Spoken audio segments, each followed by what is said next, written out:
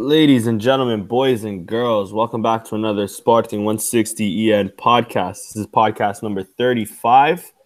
And a good weekend, a bad midweek, and we're about to get into it. First, let me get to the panel. We'll start off with Patrick. How you doing, bro? I'm good, yeah. Especially after an interesting performance like that. Yeah, I'm decent. Good to hear. And Chris, how are you doing, man? Doing a lot better. Today's performance kind of, rejuvenated. It seems like it rejuvenated the team here after the week, multiple weeks from hell. It just things seem like they're going from somehow. You would think that things couldn't get worse, and then they somehow managed to get worse. So it was tough week for sure. Yeah, exactly. And let's get right into the game today, since it's still fresh on our minds. An interesting sort of lineup. At first, we thought it'd be the same old 4-4-3. It turns out, at least in my opinion, it looked like we changed formation a bit, maybe to a 3-5-2. Others sort of interpreted it a different way. Patrick, what are your thoughts on the game? What are your thoughts on tactical decisions made and all of that? Run through your thoughts. So obviously, there was obviously instances where it appeared that we were playing a like five at the back sort of system, which obviously, if we're to look at the wing backs that we got, I think Acuna is someone who's quite suited to that role, and Ristovski as well, who's not the most secure defensively, but going forwards up and down the pitch, in terms of the energy that they can provide. It is something that suits them quite well. And defensively as well, we all know Sporting struggles defensively. We tend to be quite sleepy, in particular at the start of games. So to have that extra centre back, which I felt Borja tucked in that role, he did very well for himself. It ensured that we were secure against a Braga team that outside the games against the big three, tend to score plenty of goals. They can be very threatening with Paulinho and Diego Souza. But what we saw obviously with a packed defence is we didn't get to see much of Braga's strikers. And then beyond that, obviously we still had the three men in midfield. Vendel and Bruno Fernandes were able to be a bit more loose and find the ball in between the lines. Diaby as well, playing off Dost. He capitalised on those opportunities. And as a whole, Sporting as a structure, we overpowered Braga's 4-4-2. And obviously, I think that was very telling in the scoreline. That's what got us over the line. It wasn't an amazing performance. It was better from what we've seen against Villarreal and other games before that. We saw some nice combinations flowing throughout the game. Of course, it wasn't super dominating, but we were superior in pretty much every sector of the field, and we got the goals to back that up and get us an important victory here today. Yeah, for sure. And Chris, what are your thoughts on the game? Yeah, definitely a pleasant surprise. I went into this thinking that we might even get hammered, but Kaiser mixed up the formation. I agree with Pat. I think Ristovski and Acuna are two players who are definitely well suited for that wingback position. I think that Borja could probably even play that role as well going forward. Seems pretty good going forward and crossing as well. I was very pleasantly surprised. Looking forward to the game on Thursday, I definitely think that that's the sort of formation that we'll have to play, especially since we're going there looking for goals. I liked what I saw. Bruno Fernandes once again, fantastic. I don't think that there's much of a chance that he sticks around longer than this summer. I think he's going to have some big money offers from the big boys. It's going to be tough for us to hold on to him. But with each of his performances he puts in, I hope the price tag goes up another $5 million. So he's been absolutely fantastic. And A special shout out to Diaby as well today, who I thought was really good. And Gudeli also not bad. Yeah, and even at the end of the game, Wendell ended up winning the man of the match. I thought Wendell had a really good performance as well. He was immense in that midfield. He did really well. But yeah, so given my 2 cents as well, I agree with both of you guys. I think obviously without being said, a much better performance this week than this weekend than on Thursday. Which begs the question, where was this sort of attitude and performance for Villarreal? But we'll get into that later. I really enjoyed the switch of formation. I really enjoyed the 3 at the back. I thought Borja was played well at that position. Defensively, he is pretty good as well. I did enjoy him going forward as a fullback, but I'm glad to see he can do put in a shift defensively as well. He can be our Colombian Cesar Azpilicueta, if you will. I personally, I think it was, I had a bit of a debate on Twitter. I personally think it was more of a 3-5-2 that we were playing today, with Acunha and Ristovski more as wing backs, and then Diaby and Bas Dost playing up front, which I enjoyed. I give Diaby a lot of slack and all of that, but like you said, Chris, he had a really good game today. He did decent. He won us the penalty. He had a few runs where he looked threatening. Maybe that final product was missing, but at least he looked threatening.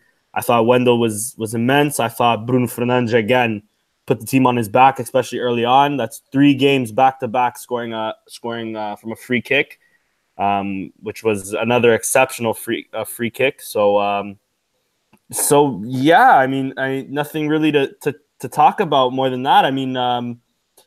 What was really to me? I feel like Braga was really off.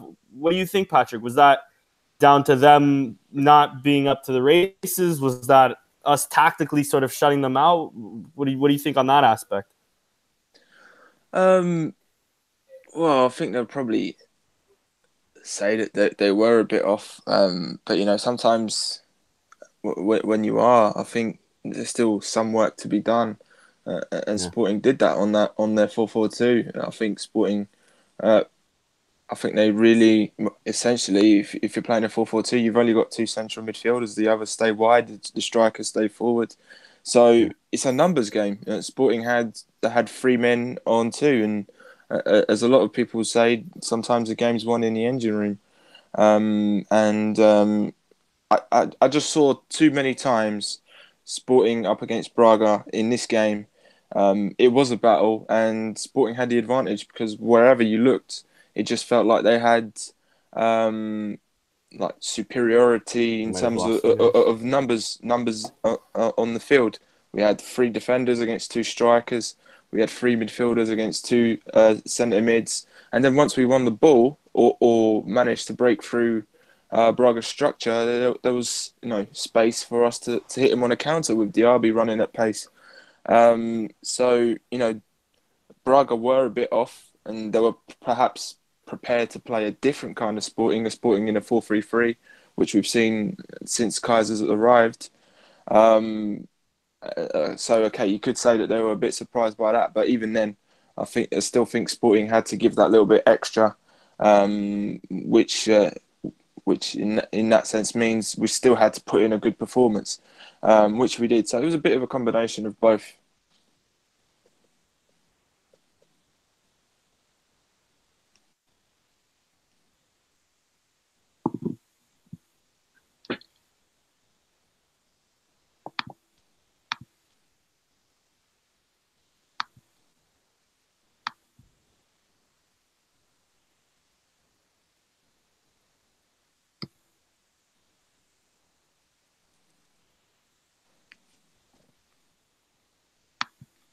So I think.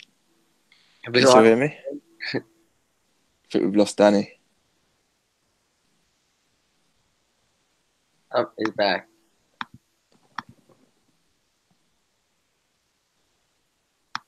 Hello, Danny.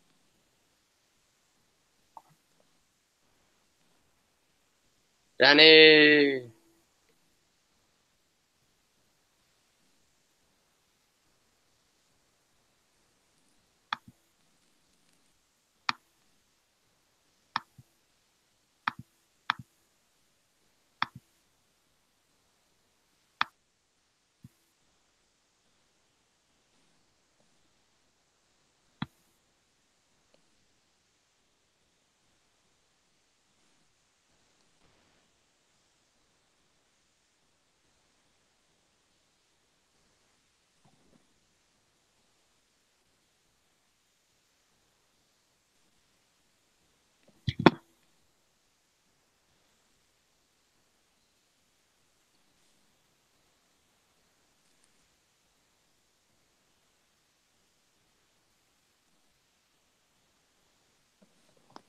Seems we've lost him. Should we? I don't know if you want to take over as host or. Sorry. Can you guys hear me now? Okay, he's back. Yeah, Sorry, just guys. in time. It's not a Sporting160 podcast. My internet doesn't fail me. Sorry, where were we? We essentially just finished saying that it was a bit of a combination of both in terms of what, who's to blame for the result going the way it did. So I think Braga were a bit off, but eventually I think Sporting needed to be smarter to get the result that they wanted, and that's what they were. Yeah, for sure. And so to me, in my opinion, it looked like our the first half we looked threatening a bit. It wasn't enough, I think, in my opinion. Though we did look better, we moved the ball a lot better. We held possession, but it was that final end product that didn't really come up until Bruno Fernandes' free kick. Chris, I don't know. Do you feel the same way as me? Do you maybe think I'm being too harsh? What do you think? No, I think that they're both definitely, equal. I mean, Braga was, off their game today, but at the same time, you could see the first like 5 minutes of the game, like we came out blazing, like we were running hard, we were creating chances, like that first 5 minutes was more life than we showed in the entire Villarreal game. I think if they played like that for 10 minutes in the Villarreal game, they would have definitely scored a goal. Because they almost did, and they played like complete shit. So yeah, I mean, I think that I think that we're probably more responsible than they are, but they really didn't do themselves any favors today. Right, and I'm not gonna lie to you guys. I don't even know if we're live.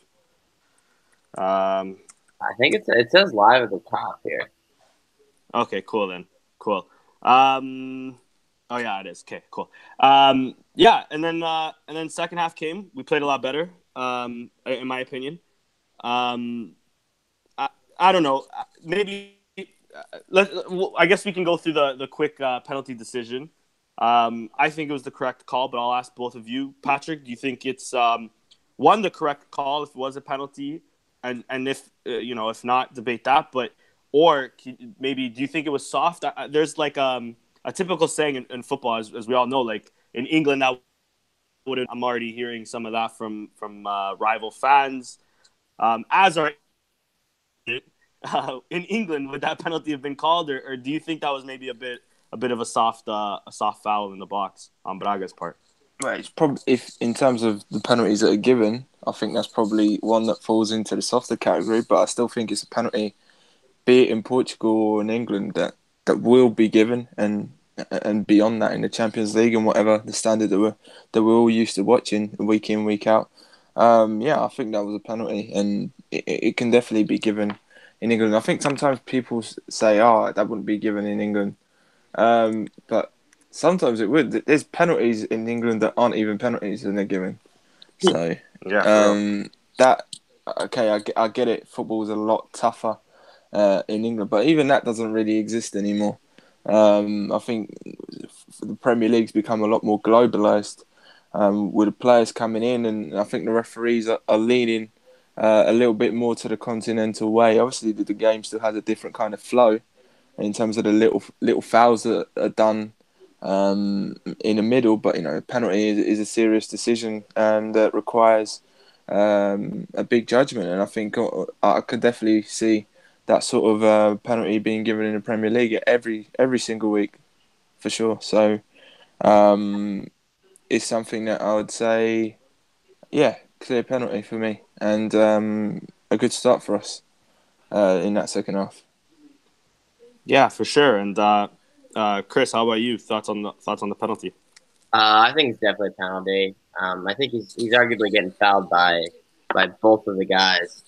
I think it was Raul Silva and Claudemir. I believe. I think Claudemir was the guy that ended up doing the majority of the damage. But I mean, they're both grabbing him by the shoulders, and then they get their legs tangled up. And not to mention, Diaby was probably fouled 6 times before he even got into the box on that run. Yeah. He was feasting through them. So yeah, that was a pretty sweet run and definite PK. Yeah, finally showing that bit of pace that Sousa Sintra promised us a few months ago. 94 pace in PK. Yeah. Too.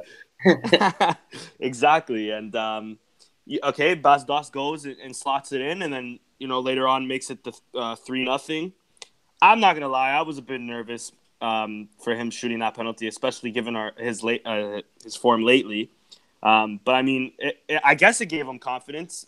What do you think, Patrick? Is this the return of the goal scoring Bas Dost that we all know and love, or with a lot of questions to be asked on him given today's performance? Maybe I'll still go on much of what I said last week before the Villarreal game. Dost is a finisher, but outside of that, there's not much that he will offer the team other than that final touch. And when strikers are like that, they rely heavily on the output of the team. So if the team isn't playing very well and the kind of service that they give to the forward line is one in which the forward line still has to do a little bit more, so perhaps running onto a ball or fashioning a chance for himself, Dost isn't going to do that. Dost is a finisher. He's a player. It's no coincidence that much of his goals that he scores are with his first touch, like it's straight off.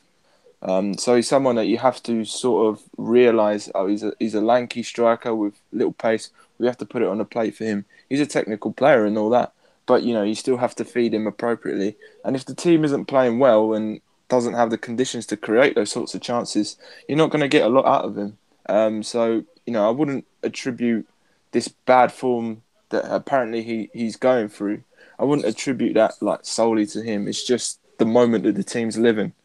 Today we had a better output, and he showed up with 2 goals. Okay, one was a penalty, but the other one, he was there. He was ready for the situation that Bruno Fernandes delivered to him. He got to the ball a lot quicker than the Braga defence could even, before the Braga defence even realised. Obviously that they'll be upset to have conceded a goal like that because the defence switched off completely. But a player like Dosty's ready for those kinds of goals.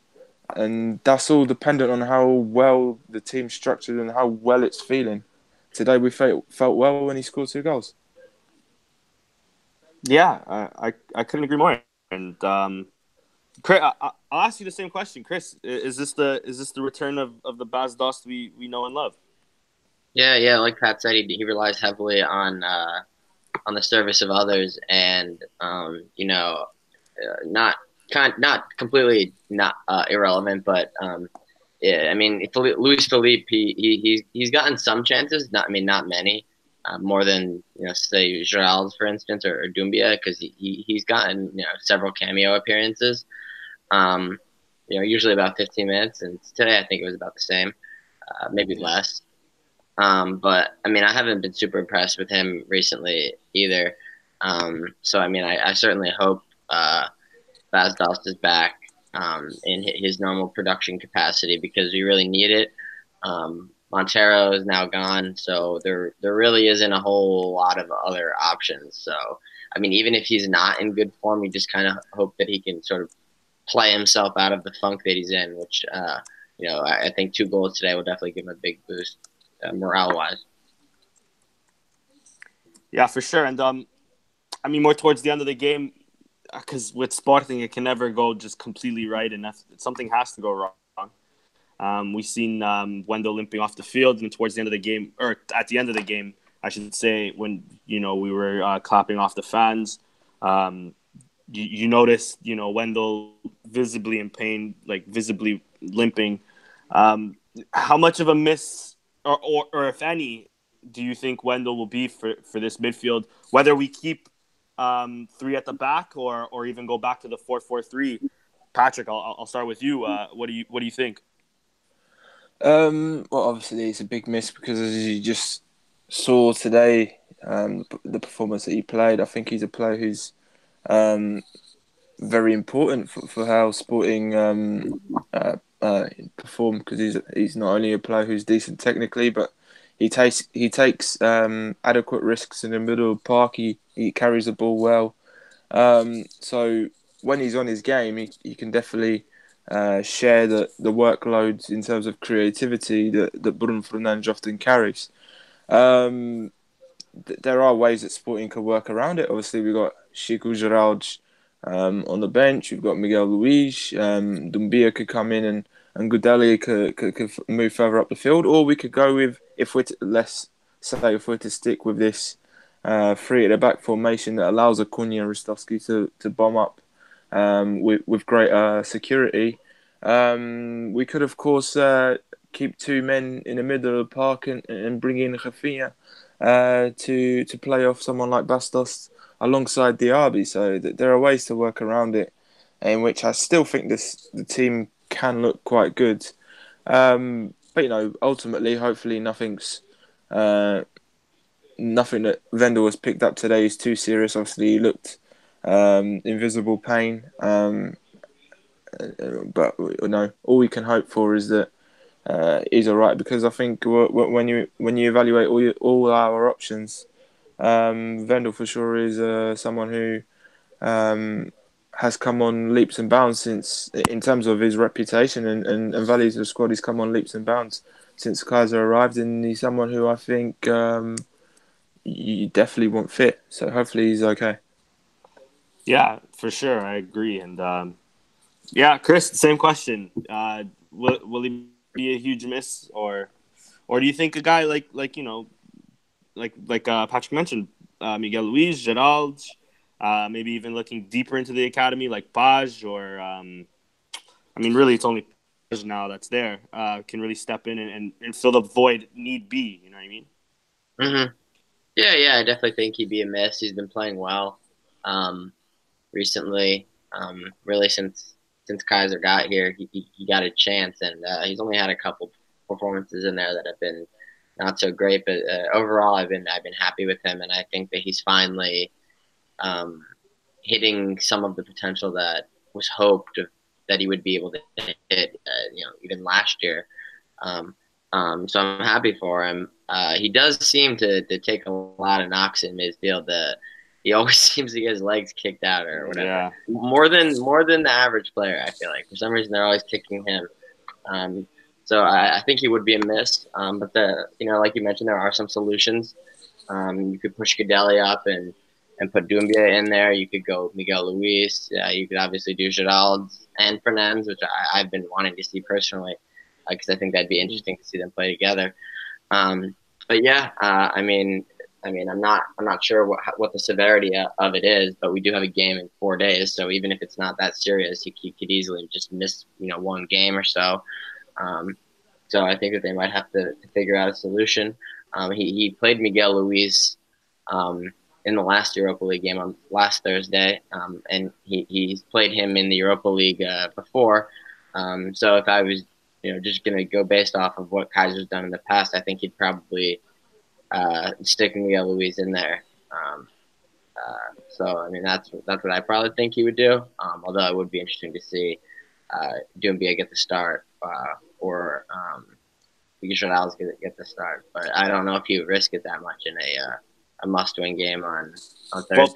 Well, for Europa League, they're not even there. They didn't make the preliminary squad, so even if he wanted to, he couldn't really call up Doumbia or that's right. Geraldo. So, yeah. So I mean, yeah, for So it's definitely Europa going to League, be it's Miguel. either Petrovic, it's Miguel Luis, Mhm. Wendell, and Bruno Fernandes. Really, that's our midfield, and then maybe you can fill in Acuna there. But I mean, I hope not. But I mean, I guess we'll see. Um, yeah, and I guess last question I really have on this game, again, it's a positive one if you think about it, because for how great our performance was who's your man of the match? I mean, Wendell won it, I guess, officially from the league, but quite a few players. Patrick, of the match today.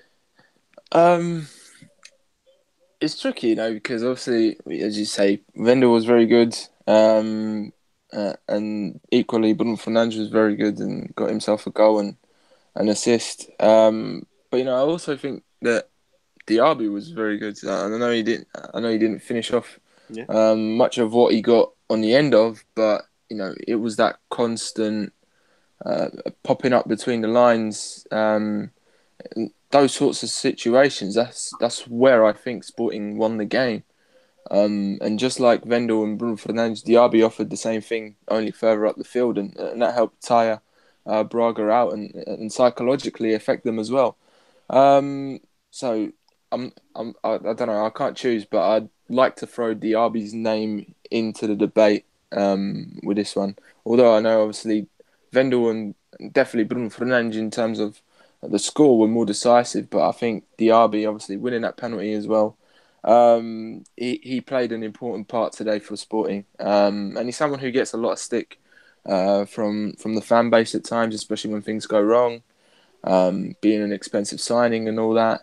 But he's actually a player who I don't feel is that bad and probably doesn't warrant all the criticism that he gets. So, an appreciation, like this is me appreciating Diaby right now. For sure, for sure. I think it's well deserved. I think he had a really good game today, and I think I might be one of his. But no, I was impressed with him today, to be fair. And Chris, same question to you. Man of the match for today, or honorable mention, either or. Yeah, well, I think the obvious candidate is Bruno Fernandes. Another masterful performance by him. He was everywhere. He's even doing. He's even getting back defensively, winning the ball. He's everywhere. So he was fantastic again. But I think that the sleeper pick, the sleeper pick, my shout out for having a very good game as well, quietly, was Rostovsky. I liked him in that wing back role. I thought he was excellent. And I think Jesus used him there, not quite in the wing back role, but sometimes he would have Pacini play right back, and then he'd have Rostovsky play right mid. So it's a similar type role. And I think he's suited for it. And I definitely think that that might even be a better position than him than just regular right back, because he does let us down defensively sometimes. His marking, he's not super tall, so he can't win as many headers like Pacini could. But I thought he was excellent today. Yeah, fair enough. If I had to pick, I'd pick Bruno Fernandes, but yeah, standout performances from a lot of guys, like Patrick mentioned, Diaby. I really liked Borja as well today, especially Borja was good. at center back. Yeah. I mean, Wendell, Gudeli, Ristovsky, I liked a lot too. I thought Acuna was decent. So I like games like today. It's easier on the mind, easier on the eyes as well, especially from that negative spell that we're just about to get into. That we've been going through. It's nice to have a good performance like we have today. All right, unless there's anything else to say, let's move on to our Europa League defeat to Villarreal on Thursday. I'll go through the starting lineup because I actually completely forgot to do that for the Braga game today. But we had Salah in net instead of Renan. We had Marcos Acuna at left back, who ended up seeing a second yellow towards the end of the game. André Pinto at center back, Coates and Bruno Gaspar filling up the rest of the defense. We had Petrovic, Miguel Luis, and Bruno Fernandes in midfield. Rafinha and Jovan Cabral on the wing with Bas Dost up front. I'll go through the Villarreal 11 as well. They had Fernandez in net, Gonzalez, Funes Mori, and Victor Luis in the defense. They had Mario Gaspar and Pedraza, the wing backs. Pedraza scoring their goal in the 3rd minute. Trigueiros, Fuego in the midfield. Chukwueze, I believe that's his name. Fornalka up top. Carlos Baca, that is. Chris, I'll start it off with you this time. Horrible start, conceding and just never really getting up to the races. What are your thoughts on the Villarreal loss? Yeah, I thought it was really poor. There wasn't a lot of heart shown. It didn't look like we wanted it that bad. And the part that was really frustrating for me was I thought Villarreal were very, very poor as well. I didn't think that they produced much of anything. They had the obviously the early goal, and that kind of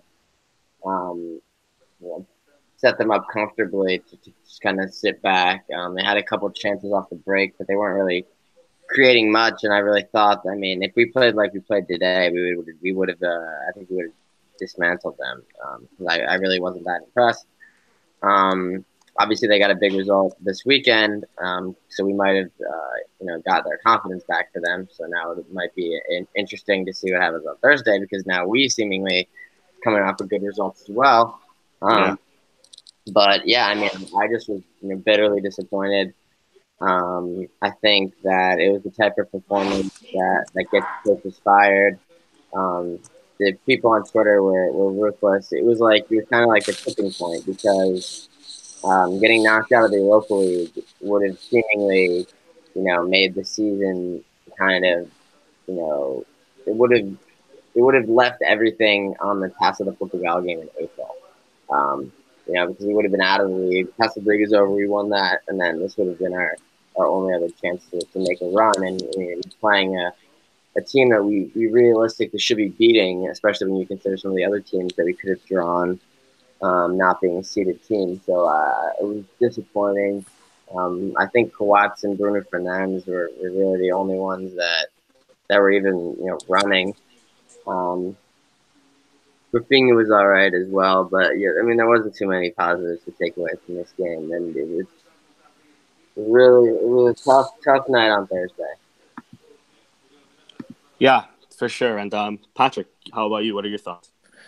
Yeah, it was a flat performance, I think, from both sides. Really, you could really tell that both teams were off form and perhaps had their minds elsewhere in terms of priorities. Obviously, Sporting rotated a bit and maybe came into this one not too sure about what they wanted to do in the Europa League with the game against Braga coming up and Villarreal the same, and a big game against Sevilla was on their agenda, and obviously they're thinking about surviving in La Liga. So it was a bit of a strange game, and poor, I think, for both sets of fans to watch. Obviously, much more enjoyable for Villarreal because early in the first half, and again, Sporting find themselves in this situation time and time again under Kaiser.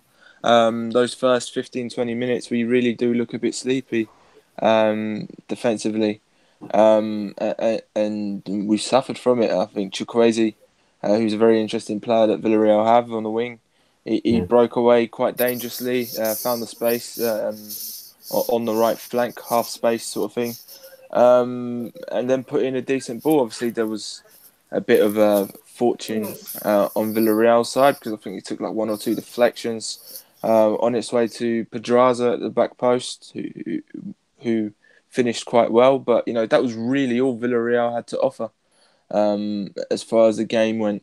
So it was a bit of a difficult game to digest. But it's 1-0. It's still quite open for the second leg. Let's see what the appetite is like over in Spain. Hopefully, I think Sporting definitely has the potential to score some important goals. Obviously, we need to win. But yeah, I think we can make the difference in Spain. It will be a difficult game, though, of course.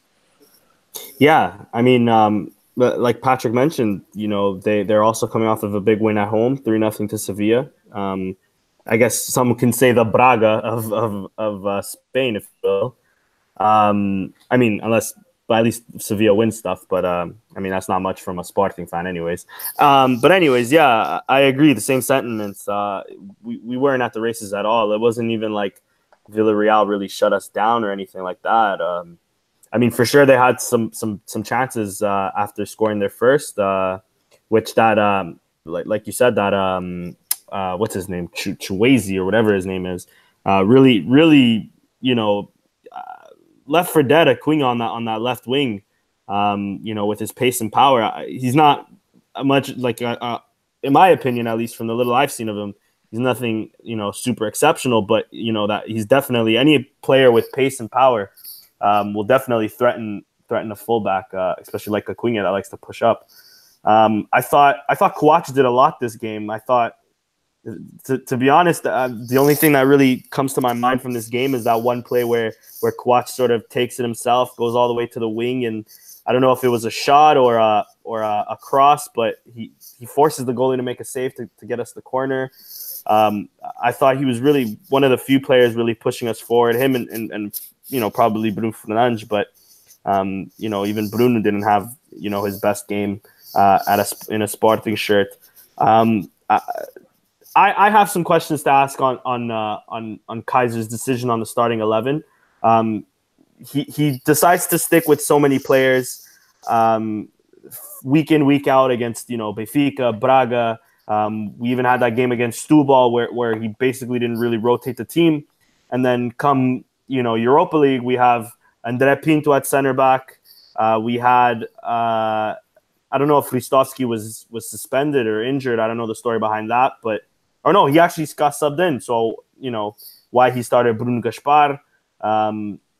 I guess Borja had a little injury, so I don't mind Acuna at left back. But I don't know if I mentioned this or not, but André Pinto instead of Ilori, Petrovic instead of his prized possession Gudeli, who I mean has deserved to be on the bench for a few weeks now, but against Villarreal, I was kind of shocked to see that. Miguel Luis coming back in the lineup after months or weeks at least. Jovan Cabral coming under the wing. He really switched it up. Chris, I'll start with you. Was that the wrong 11? I guess it's easier to say in hindsight, but was that the wrong 11? Should he have gone for a more for an 11 that was playing week in, week out, or do you think that this rotation was necessary and the intent at least was a good decision? Chris? I think I'm muted. Sorry. Yeah, that's cool. The intent was a good decision. I think this is kind of his thing, is he rotates the squad in Europe for whatever reason, but doesn't really do much rotation in the league, so I don't know why he does that. It was the Europa League game in Azerbaijan that he brought like 6 academy players to. In his defense, I think that game didn't actually matter for us because we're already through. But yeah, I guess he feels the desire to rotate the team in Europe. It's kind of frustrating, especially given the circumstances. This would be the one time where it's like, all right, like let's put our best 11 out there. Let's see what we can do in this competition. And he's kind of like mixing it up, just for the sake of rotation. But he hasn't really done that at any point. I mean, we could have used some rotation over the last 3 weeks, and there really wasn't much of it. So I don't really understand why it just happened now. They didn't play well. So I mean, I don't know if that would have been different if Gudeli was out there instead of Petrovic, or if Ilori was out there. I don't know if that would have really changed anything, but I definitely would have liked to see a team that had any desire to win. The team that I saw today that was hungry, that was running hard, that was creating chances. I mean, it was night and day comparing today's performance to Thursday's performance. It was pretty amazing when you think about it. Just 3 days apart, and you see 2 completely different teams. I think that if they put in the performance that they put in on Thursday, today, Kaiser might have been being fired, right now, or at least that's a conversation that's seriously occurring. So I think he definitely saved his job today. But yeah, going back to the rotation, I don't really know what his plan was, why we haven't seen it earlier, and what his approach is going to be next Thursday in, an actual must-win game. But I mean, maybe he just doesn't care about this competition for whatever reason. I don't agree with that, but I mean, maybe that's how he how he feels. I mean, he doesn't think that we have the squad to actually challenge for the title here, so he thinks it's more important to try to keep pushing in the league. I don't know if those are directions that are being handed down to him from the top. I'm not sure what it is, but I mean, I for one would like to try to make a run in Europe, but for sure, even if it's not, I mean, it's definitely a big ask for Sporting to win the Europa League, but I agree with you. Maybe it is he doesn't place too much value on it or something. Even some of his comments talking about, it's not mandatory for us to be in Europa or something along those lines. Yeah. Definitely kind of shocking. Yeah, you make a great point there. Patrick, so we basically played against the three in the back against Villarreal, or, because Villarreal played with three in the back there. It seems kind of like we maybe mixed in a bit of their or not tactics, but we seen their formation and sort of mixed it in today, and threw in maybe a little bit of Kaiser ball in there. What do you think the best I guess the best decision would be for this Thursday? Should we stick in, put three in the back again, and see if it'll result? Do you think maybe we can go back or should go back to a 4-3-3 or maybe even a 4-4-2 or something along those lines, because we do need a goal, or possibly two, or three if we do concede a goal, right? What are your thoughts? How do you think Kaiser should approach this next game? It's tricky because see what I think Sporting suffers from defensively, at least, is that presence in the middle of the park, and I say this both going forwards and backwards. If we're to compare Godelli with William, he's obviously, for starters, not that midfielder who's going to pick up the ball and comfortably turn, because he's got size, and then obviously the ability to pick out a pass, a bit like a quarterback would do. Godelli isn't really that sort of player. And then defensively, I think obviously William had his weaknesses, being a slow guy, a big guy naturally. But one thing he did quite well to compensate was his positioning. And again, I don't think Godelli really offers that. I think one way Sporting can combat that would be to take Godelli out of the equation, or you play him in a more of a box to box role, like he was more accustomed to back in his Ajax days and in China. And you can slot in a third centre back. So think of it as if you had a defensive midfielder who positions himself between the two centre backs. For security or for recycling possession, that sort of thing. I think that's certainly something Sporting could look to do, is pop in an extra centre-back. That way you allow your full-backs, be it Acuna or Borja, to bomb up the field, Ristovski as well on the other side. And then you've got two energetic centre midfielders like Bruno Fernandes and Vendel, if he's fit, to work the middle, and then it just depends who you approach Bastos with. You could have Rafinha and Jovan or Diaby, but in those players you've got plenty of service for Dost up front to hopefully make the difference. So I think for me, I would be inclined to go for three at the back and take out Godelli from the team. And see what we can do from there. But I know Kaiser. He definitely seems to appreciate Godelli a lot. Yeah. And today, in fact, defensively, I thought Godelli was quite good today, which is unusual for my kind of judgment of him. Anyway, I think I'm not sure how many tackles he put in, but at one stage he made like 7 recoveries, which is a good number, especially against a team like Braga, which then again it did represent the midfield battle that was Sporting Braga tonight. But in general, I feel like we lack security on the ball and in transition running backwards with Godelli at the base of midfield. So I would like to see a third centre back slot in there and Sporting tackle things another way. Maybe Andre Pinto, maybe Borja tucks in at left centre back. Who knows? But that's certainly a structure I'd like to see Sporting explore a bit further. More so in this time that Sporting are struggling for confidence and for defensive tightness. It's something that Chelsea did with success under Conte. They went on to win the league. It's something that Arsenal also did. 2-3 seasons ago when they went on to put on a strong run at the end of the season and they even won the FA Cup.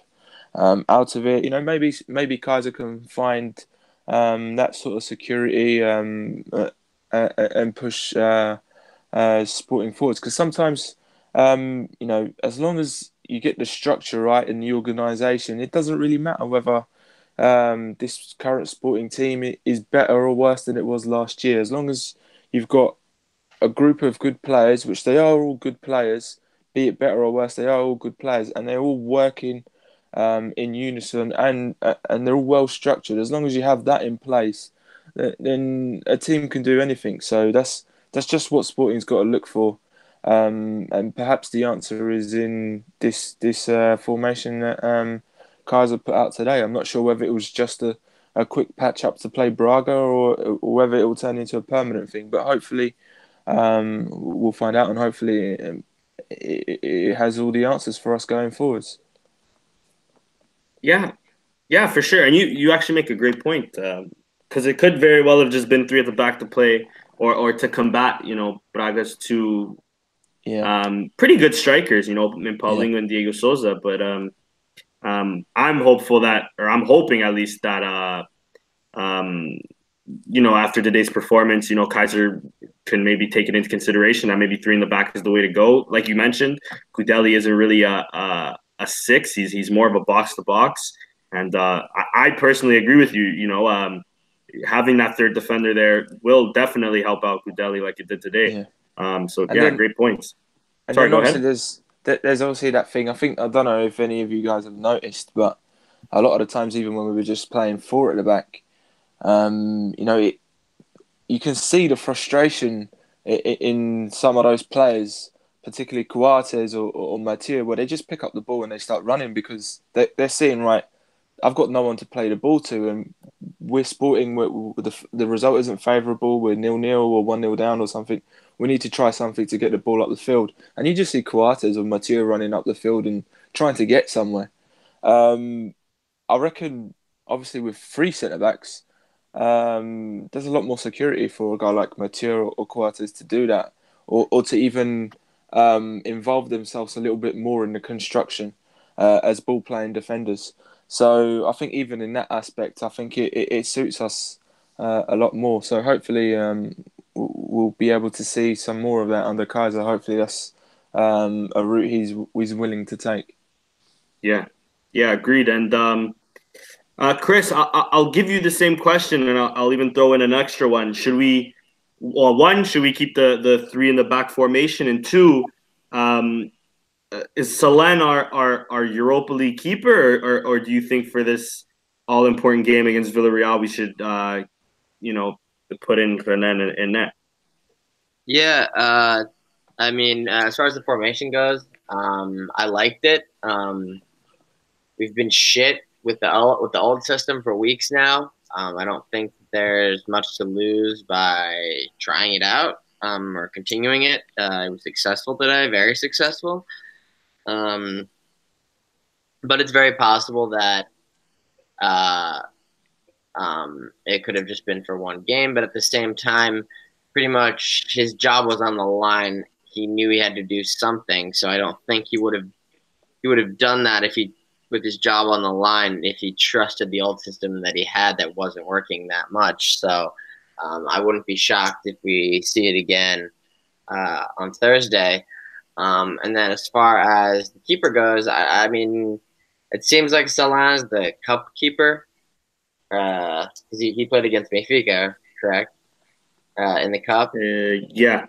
Renan played the Taça da Liga though, which is interesting. So maybe Renan was Taça da Liga and League, and Salon is Europa League and Taça. I don't know, but I mean, to me, it doesn't really make much of a difference, honestly. I don't think that there's a major drop off between Salon as opposed to Renan. So to me, it doesn't make much of a difference. I mean, it is always risky, though, to play the keeper who hasn't played that much in big games or in the one-off game. Even when it's a cup game against a third division team and it's his first time playing all season, you don't necessarily want him in there just because you don't want him to make a mistake and, is it really worth it? So, I mean, I do feel probably a little bit more secure with Renan just because he's had more game time recently. But at the same time, Salah has played twice now in the past couple weeks, and he really hadn't played at all in the months prior to that.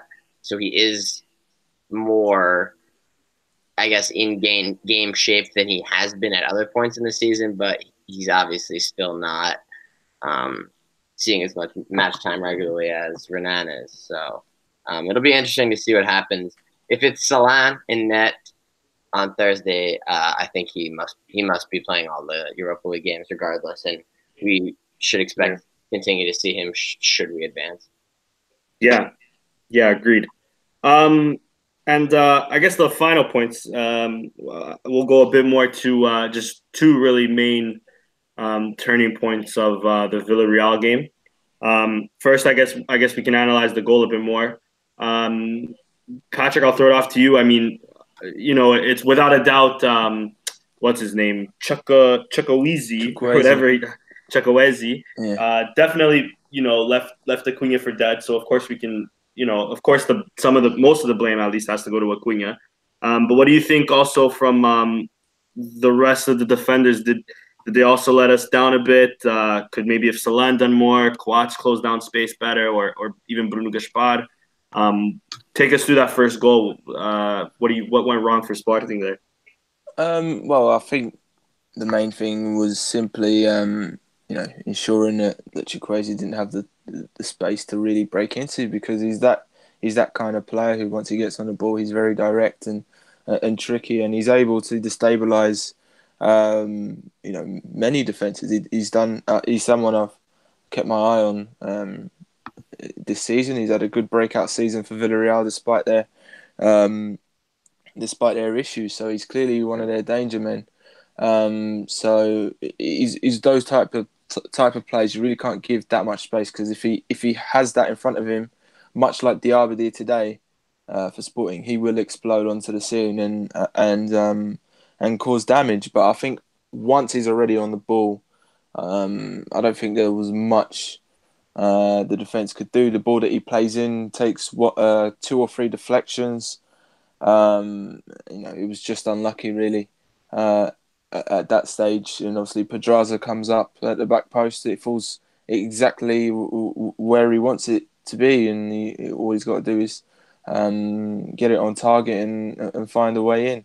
So a mixture of bad fortune and just switching off a little bit before that to give Chukwueze the space to run and cross. I think that's where the fault lines lie. It's more at the beginning of where Chukwueze starts the play rather than his finishing move, which was the cross. I think once the cross comes in, I think Sporting were just unlucky not to be able to deal with it. It happens. It's a standard goal. Yeah, for sure. I agree. And Chris, the other really big talking point of the game was Acuna's second yellow. I mean, what are your thoughts on the first yellow? I think is kind of soft. I mean, it's really just arguing with the ref again, but something that Acuna is known for. But I guess more the second one, you can make an argument it could have been a straight red. What are your thoughts on Acuna sending off? I mean, it's just a reckless challenge, especially given the circumstances. Already being on a yellow, would miss the next leg. I mean, he went in studs up. I mean, it's no doubt a yellow card. So then, I mean, I don't think that there's enough in that because he kind of clips over the ball and then he gets the guy in the leg. So I don't think it's a straight red, but I do think that it's still probably a yellow card. Yeah, I mean, his first yellow card was pretty not a whole lot, just classic dissent, yelling at the ref.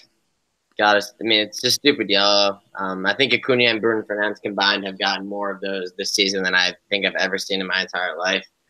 And Rostovsky got a straight red for doing that. So, I mean, I guess refs have a low tolerance for sporting players disagreeing with their decisions. Yeah, for sure. The funniest thing my dad mentioned, actually, I didn't even take it in.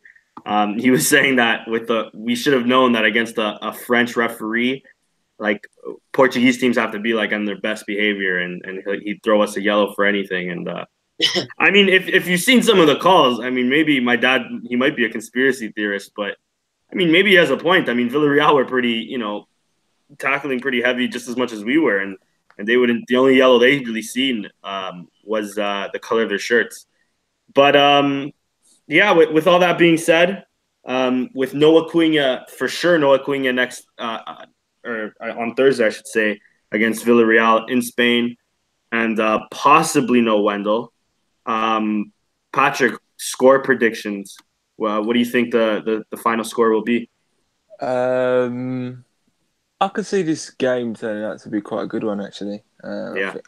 I think both teams will probably be a bit more adventurous, and then the emotion of it being the second leg, everything being more decisive, might blow up the score a bit. Let's be optimistic and go 3-2 Sporting. I like that. And Chris, how about you? Yeah, I was thinking more 2-1, which would also put us through on away goals as 3-2 would. Yeah, I do think that they're going to ride the back of this performance, hopefully into Thursday. From what I saw from Villarreal, I mean, they were nothing special. I wish we could have at least scored a goal. 1-1 isn't a great result in the home leg, but I mean, we were pissed poor and they were pissed poor. I don't really think they deserve to win. So that away goal for them is definitely big, but I mean, we were going to have to score regardless going into this game. So it could have been worse. Yeah, and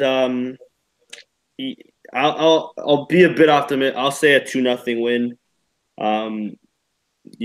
I guess maybe today's win it has left me a bit more optimistic, but I definitely need to see the highlights of Villarreal's game against Sevilla, because that can very well change everything. If they played a lot better than they did Thursday, maybe I'd be a bit more worried. If they really just counterattacked the shit out of Sevilla today, then maybe that changes a bit of my opinion. But yeah, it like Patrick said, it's definitely going to be a good match. Both teams are coming in after a pretty rough spell with a bit more confidence about them. Sporting 2 wins in the league, at least in a row. Villarreal now 2 wins back to back, not having won since December 13th, I believe it was. This can really push on their relegation battle, or hopefully for us, in our case, this is another poor result in their very poor season, and they can just focus on the relegation scrap. Anyways, before we move on to Twitter questions and modalities, I just want to get your guys' quick opinions on some departures happening in February. We'll talk about 3 players, but the first one in particular, Freddie Montero going to Vancouver here in the MLS. Patrick, what are your thoughts? This is, to me, it's weird. Us in the middle of a season selling a guy like Freddie. What are your thoughts? Yeah, I mean,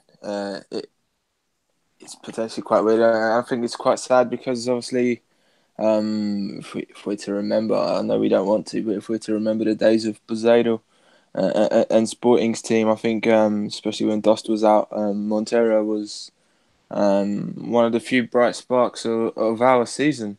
And he's a player who obviously we have great affinity for. He's not the most consistent striker in the world, but on his day, he's capable of producing some nice things. And he's that type of associative striker that, given Kaiser's style and whatnot, you would have at least thought he would have had a little bit more of a chance under Kaiser. But it just turns out that out of all the managers that we've had over the years, that Kaiser's the one who's fancied him the least. And fair enough, he's got two strikers in Dost and Luis Felipe now. We can also play Diaby through the middle and even Rafinha at a stretch. So Montero was essentially in Kaiser's eyes doing very little at Sporting. So with that in mind, I guess it does make sense for Montero to leave. And Montero's not a young boy anyway. So I guess it does make some sort of sense that if he's not getting game time and he's earning quite a bit, that Sporting should get rid of him. But obviously it's a sad ending because we all like Freddie Montero. He's put in some big performances over the years for the club, and we would have hoped for at least a different or more dignified ending for a player like that. Equally with Nani, it sort of feels like they've sort of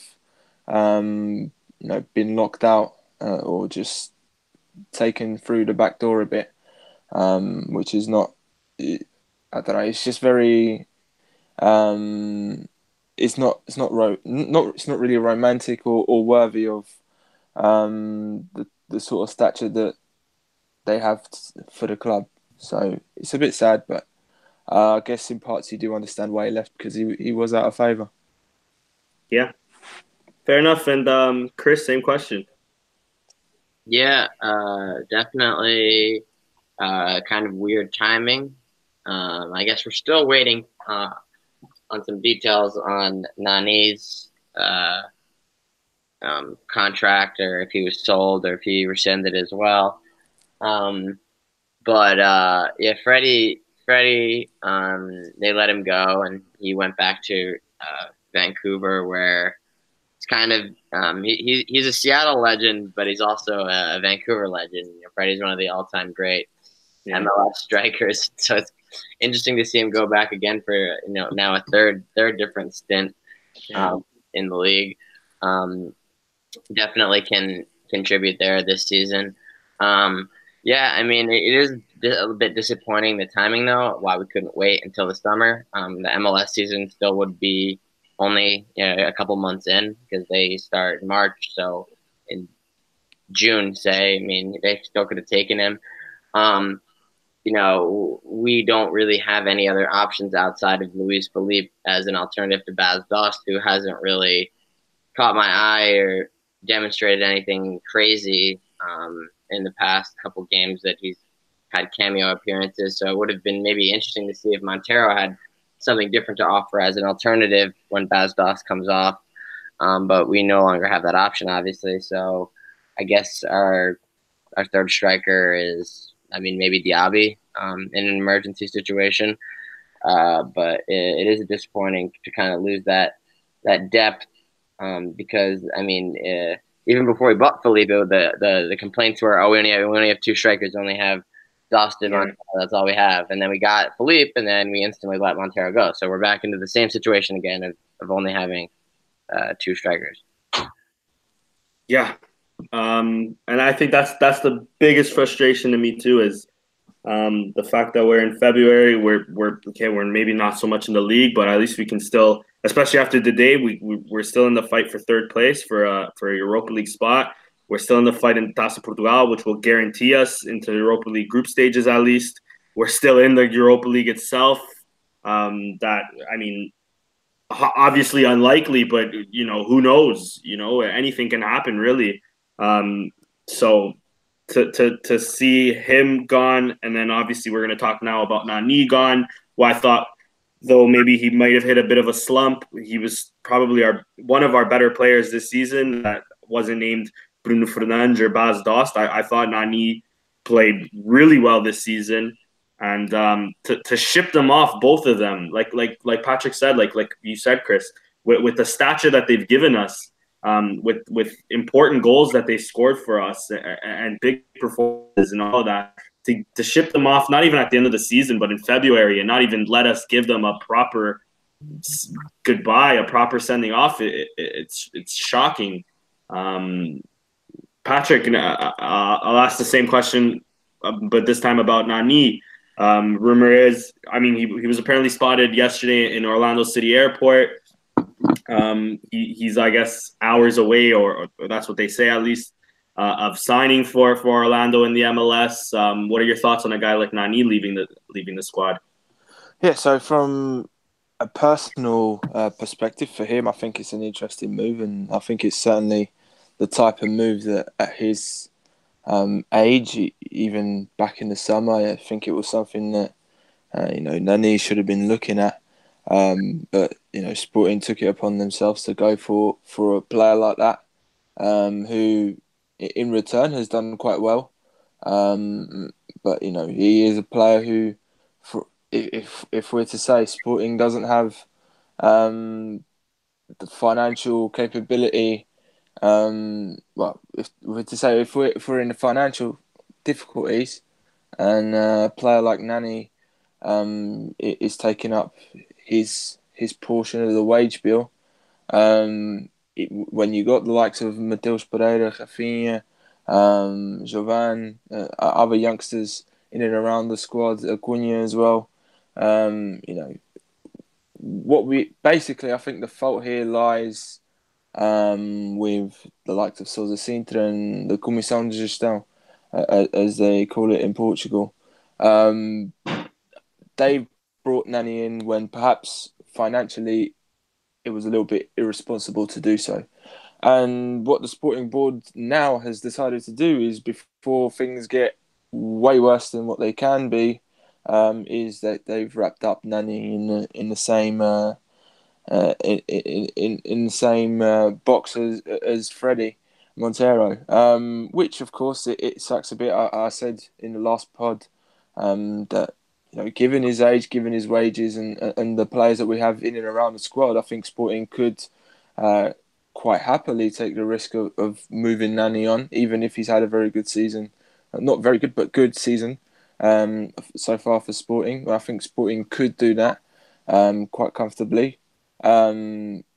But, given what Sporting's going through right now, which is a tricky time, I think Sporting might miss that element of leadership that Nani brings to the side.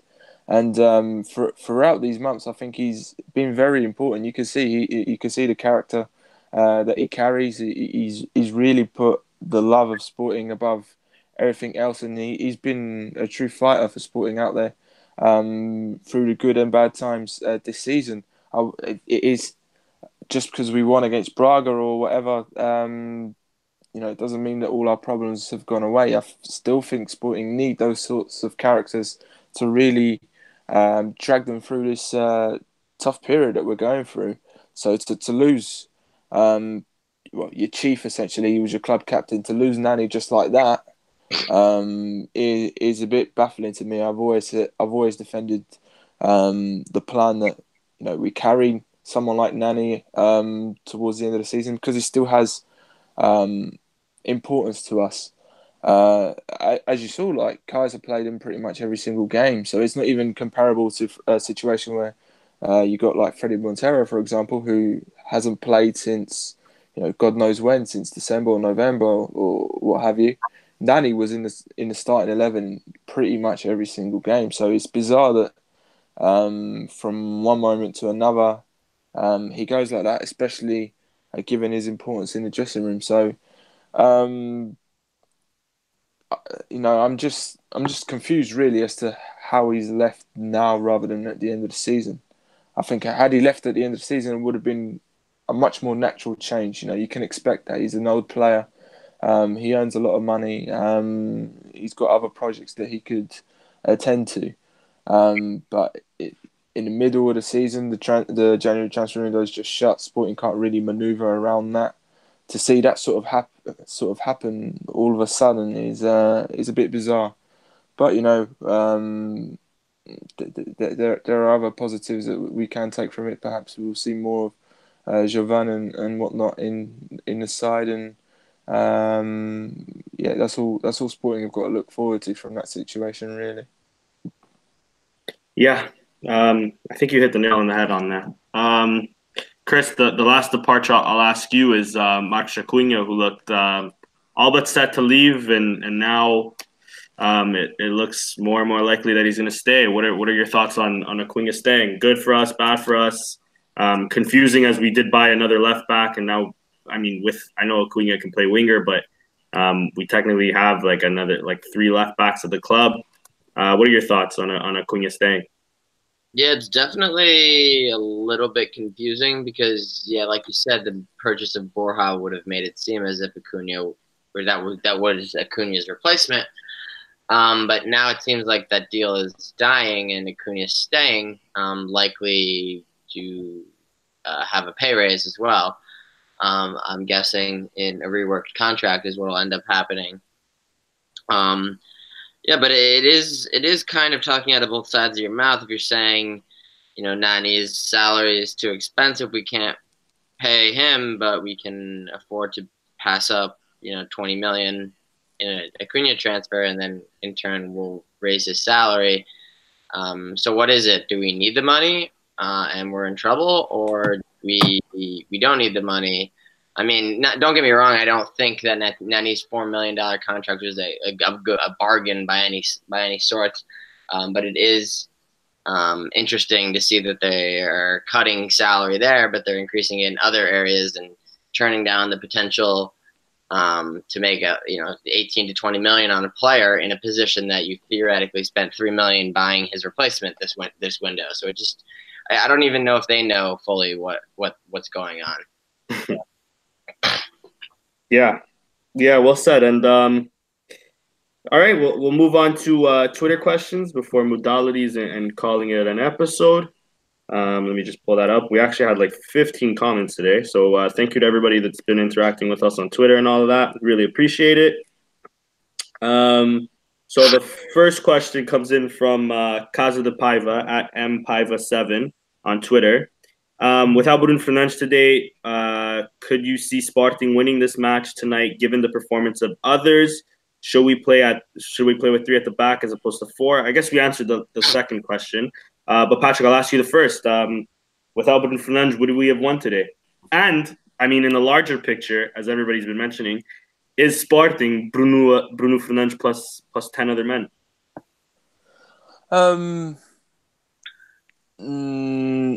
You could say that about every other team, to be honest. Fair. Really. Yeah. I think if we're to look at it, it's Benfica's Ron Felix plus 10 other men, Sure. And at Porto, Brahimi or Herrera even at times. True. I think it's a team game, and I think if Sporting today were to come in against Braga with Bruno Fernandes playing as well as he did, and I think Bruno Fernandes played much better games before than today. It wasn't just today that he was outstanding. I think he's been on even bigger levels before. If Sporting come into this game against Braga and 1 or 2 players are below par, we'll note the difference, and Sporting will probably draw or lose this game. So it takes a team effort. I think everyone was on song today. I don't think there was a bad performance in the house. I think that's what's the most important thing for Sporting at the moment. So obviously Bruno Fernandes is someone who, when he's on song, he is on another level. But if you take him out and perhaps throw in Miguel Luis and Sporting are, equally singing from the same hymn sheet, I still think Sporting would have been able to get a result against Braga today, because as I said, I think as structures organise, if we're to look at the organisation, I think Sporting was simply superior to what Braga presented on the night. And Bruno Fernandes, of course, he scored the free kick, and he assisted the third goal. But we never know we never know what Miguel Luis or Gerard, for example, could have done in the same position. Maybe they would have scored or affected the game in a different way, or someone else would. It's all very difficult to say. But for sure, I still think Sporting could have won without Bruno Fernandes today. Yeah, agreed. Chris, next question is from Joel Da Silva at Joe Leong 073 on Twitter. Hypothetically speaking, what would you think of Augusto Inácio as our next president? Good question, to be fair. Yeah, I mean, I don't think he'd be bad. I would potentially support his presidency. I was sad to see him go this time around. He really didn't even get a chance. He was just kind of swept away with the kind of the cleanse of all of Bruno Carvalho's appointees, and even players kind of caught the wrong end of that. So I don't think that he deserved to even be fired. I thought he was a good hire. And so, I mean, honestly, if I were him, he's been screwed over by Sporting. It shows that he loves the club, and so I mean that's definitely a big just a minimum requirement to be able to run in my eyes at least. I'd also would like to see maybe another run from Benedito again. You don't always win your first time, but I thought he was a strong president, and he got a lot of votes too. He actually got more votes, physical votes than Fernandes. So I mean, it'd be interesting to hear from him again. But yeah, I mean, I think Inácio would be good, and I would be opening to supporting him potentially for sure. Yeah, agreed. Next question, I'll give it to you, Patrick. It's from our boy Steph, who just couldn't make it today. He asks, who was the worst Sporting player today? Pretty negative from Steph there. Come on, it was the first good game we've had in weeks. I know. Yeah, I don't know. I mean, I think everyone was pretty good. Yeah, I was never really even Ilori was good, and I think he's the biggest question mark for me when I look at that Sporting team. But even he was good. It's difficult to really say, this guy was the weak link. I think everyone was very, everyone was pretty much spot on. So I don't know. I'll tell you what, if I was really to choose one, I think no. I was going to say Dost, but even then, because Dost did some stuff he did in the beginning. But then again, there was obviously that chance that someone played him in and he took it on his left foot, but then it's his left foot, so yeah, you can't blame him too much. So I don't know. I can't answer that one. I think give it to Chris. Yeah, Chris, do you have any names or? Well, I guess he kind of doesn't really get a fair amount because he only played like 15 minutes. But Luis Felipe, kind of unfair to him for not playing that much, but not to really pile onto him. I already shit on him like 2 other times, but yeah, I mean he was probably the worst one today. I mean he wasn't even so bad. He just wasn't pretty good because I thought everyone else was pretty good. Yeah, fair enough. Next question comes in from Nuno Gabriel at Cavillens on Twitter. He asks 2 questions. One's a really good one. I'll give it to Patrick since Chris just answered the last one. Given what Bruno Fernandes has done so far this season, do you forgive him for the BS he pulled, or do you can still consider him a ratu? It's a shame Steph isn't here. I think Steph would have answered that perfectly. And his performances are kind of apology and payback for what he did to us. What do you think, Patrick? Yeah, I mean, I've always been happy to move on, and we know that Bruno Fernandes, we know from last season that he's a hard worker. I think sometimes he probably tries too hard, which it messes his game a bit, and doesn't really make the team work as well as we'd like. But that's one thing you can't really fault him is his work ethic, and he does work hard. Once we see that application and the results with it, I think none of us can deny that he's been one of our best players this season again, been one of the best in the league again. So as long as we see that sort of stuff, We can forgive him. We won't forget really, but we can forgive him. I think it's important never to forget certain things that people do. Yeah, I think we're happy to just look forwards. Really, look forwards to his good performances and just not think about what happened in the summer anymore. I think that's fair. Yeah, it's old news now. Yeah. Next question comes in from Bruno at BrunoSKO23 on Twitter. He says, guys, Bruno Fernandes having an amazing season. I expect teams to be calling Sporting this summer. Do you think he'll break the transfer record for Liga NOS? Chris, I'll give that one to you. If I'm not mistaken, the transfer record was broken by João Mario for 45 mil to Inter. If I'm not mistaken, I could be wrong. I think he was the most No, expensive Falcao. Portuguese player. Falcao. Right. Falcao. Yeah, you're right. Anyways, how much did he go to Atletico for? Do you guys remember? I can look at it. I think it was touching the 40s. I'm not sure. I can't remember. Oh, fair enough. May have been anyways, in the region of 30 to 40 million. Yeah. Anyways, 40 million. Okay.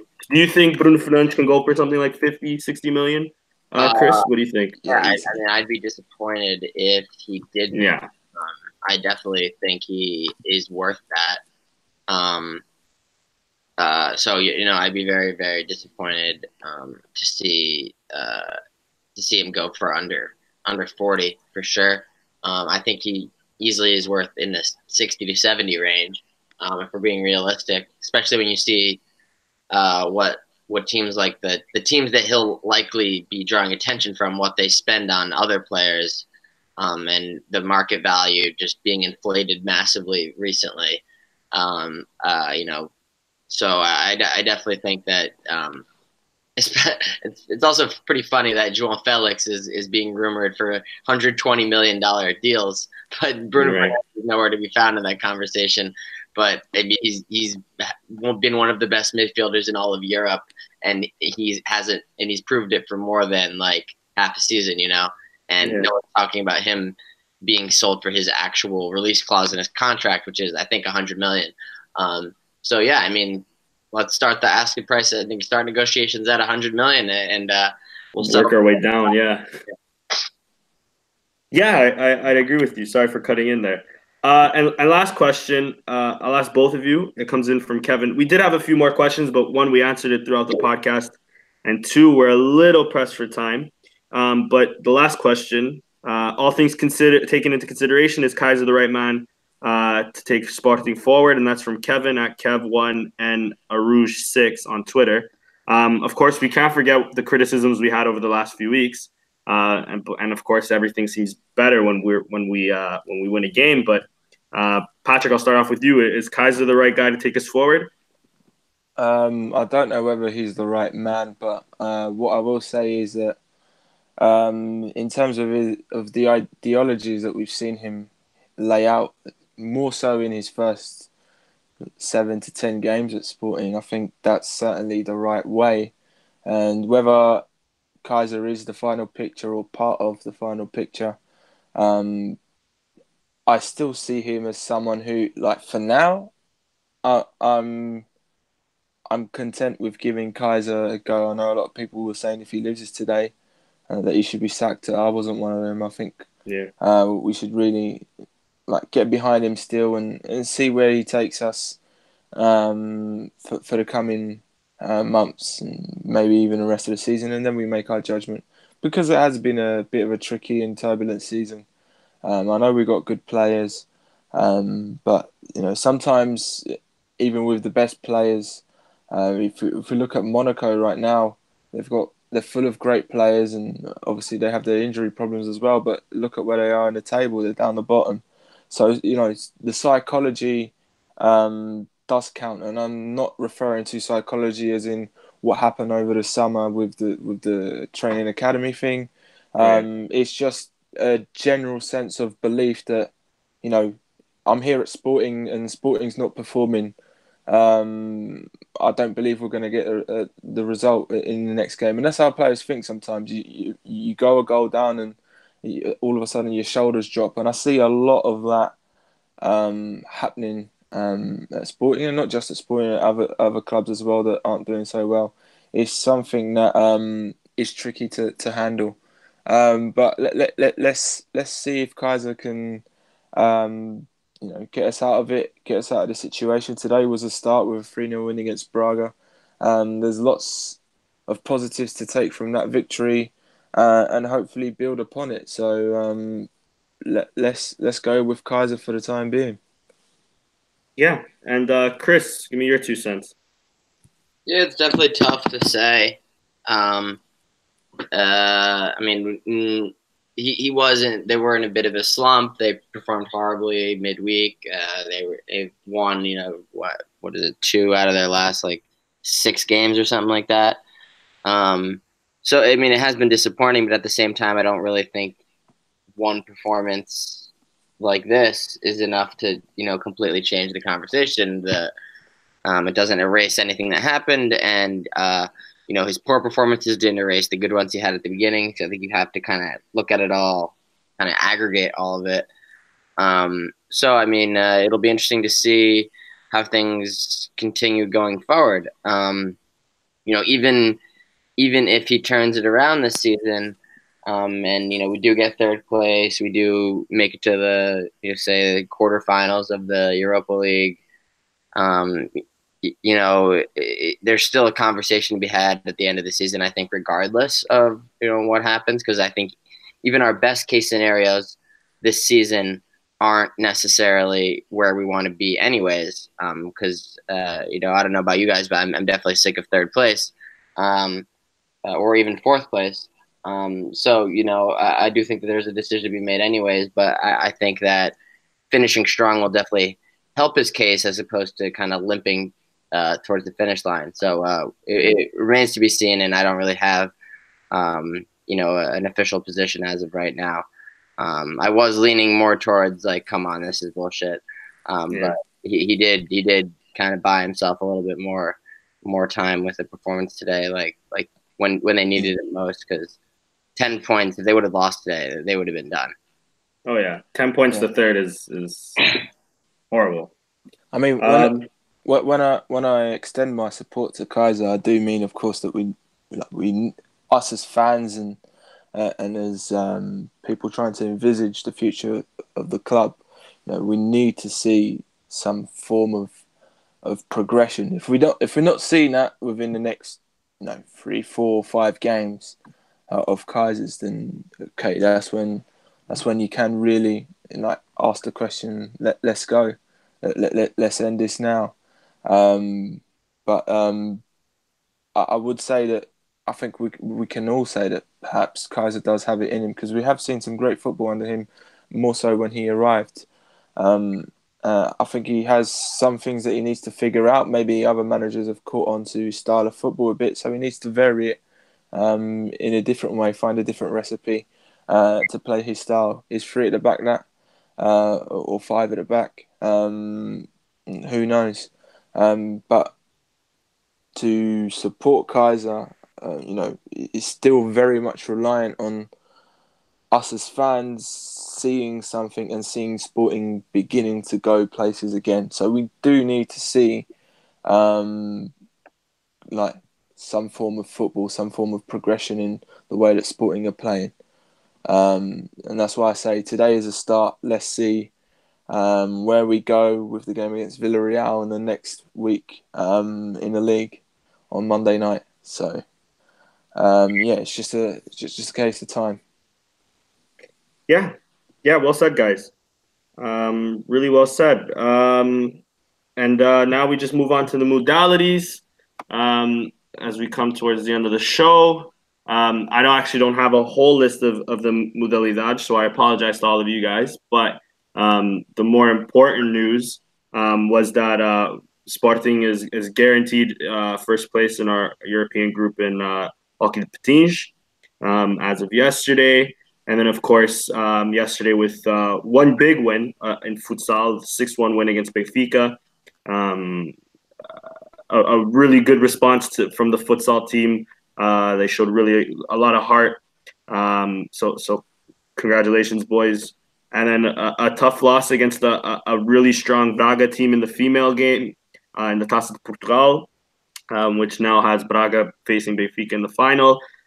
Two controversial goals on their part for sure.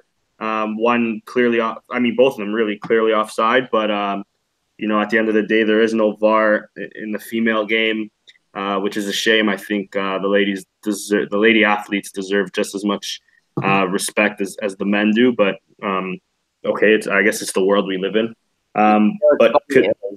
Sorry to cut in, but go ahead. Yeah. The cup final last year, they used VAR for the first time, and Braga scored, and it was called back for offside.